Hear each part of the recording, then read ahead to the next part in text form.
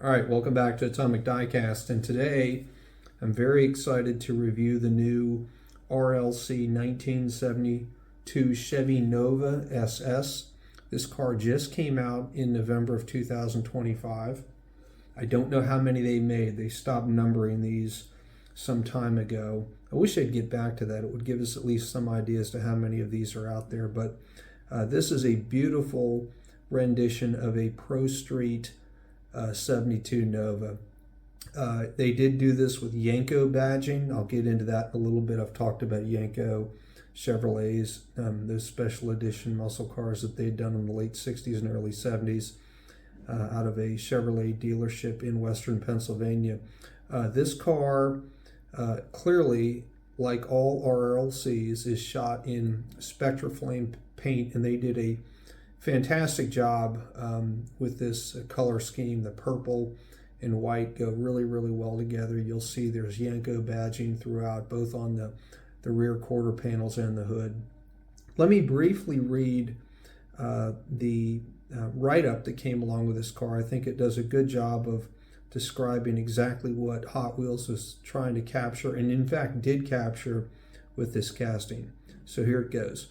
How do you take the already impressive 1972 Chevy Nova SS and make it even cooler? Turning it into a Yenko modified muscle monster would be a fantastic guess. Hot Wheels did just that, then doubled down by turning it into a Pro Street model. Street legal and race lethal, this model was built to eliminate drag racing cars in the Pro Stock class with a roaring engine and earthquake-inducing exhaust. Take it a step further with a removable front end, modified rear suspension, and custom wheel tubs to fill the first-use Real Rider Pro Street wheels. Loud, fast, and intimidating, it's also a visual behemoth with purple Spectraflame paint and Yenko SYC graphics. Car and performance nerds alike know exactly how special a car like this can be. A Nova SS is one thing, Yenko Nova SSs are another. But an RLC Pro Street Yenko Nova SS, straight savage. So again, I like the write-up.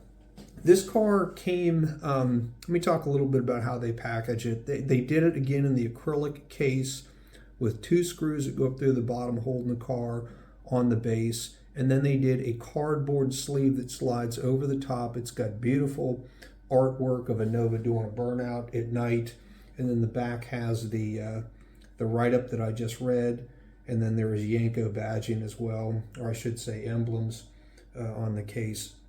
The car, as the write-up described, is done in purple Spectraflame. This is the first time that they have used the wheels that are coded RRPS. They are Real Riders. The RRPS stands for Real Rider Pro Street. They look very similar to either Centerline or drag lights that, if you're into drag racing or hot rods, you're familiar with those. The detailing on this is top shelf. The delivery of the tampoing is extremely crisp, as is the rear taillight section, license plates, and the front grille section. It is hard to see inside, but they do have a well presented roll cage. They've got a Lenko transmission with the shifting stick sticking up in the air. They've got racing harnesses painted on and embossed on the seats themselves. So all in all, beautifully done. Probably, as I said in the beginning, my favorite RLC they've done so far. What I am going to do in a minute is stop this and remove the front hood. Actually, it's the entire front clip. It's not just the hood. So as you'll see in a minute, it comes off and it shows the engine bay, which again, they did a great job in detail. On the underside has ladder bar suspension. It's got exhaust detailing. Of course, being on RLC, it is metal on metal. So I'm going to stop this recording, pull the front end, and I'll be back in a minute. Okay, I removed the front clip, which just snaps on, and when you take it off, it exposes a beautifully detailed engine. You'll see a big 4-barrel carburetor looks to me more like a kind of like a Holly Dominator. It's hard to say whether or not this is a big block or a small block, but it being a Yenko, I'm sure that Hot Wheels intended this to be a big block. You'll see the radiator is painted silver, which would indicate it's aluminum. Valve covers are red. Intake manifold is painted silver, which would be aluminum. I should also add, I forgot to mention in the first part of this video that they did put the Goodyear logos on the rear slicks, which I think is a really neat addition to the car. There's excellent accenting of the window framing. You can see the roll bar down struts through the rear window. So just overall a great car. I mean, if I was to rate this thing, I'd give it 11 out of 10. I like it that much. We'll do a roll test on it.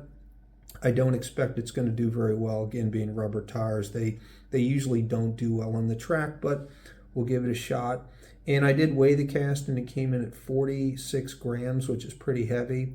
But with all of the interior accenting, such as the roll bar and the fact that it is metal on metal, it doesn't surprise me that it weighed that much. Okay, roll test time. And as I said, I don't think this is going to do really well, but I don't care. I like this car so much. If it doesn't move at all, I'm fine with it. It's going to look great in my display case. So here goes number one. Okay, 1.5, not good, but pretty much what I thought it would do. At least it rolls. Do number two.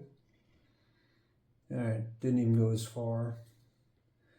And number three. All right, so if I had to average those three, I'd say 1.5. So a not so good roller, but a fantastic casting. I applaud Hot Wheels for bringing this out.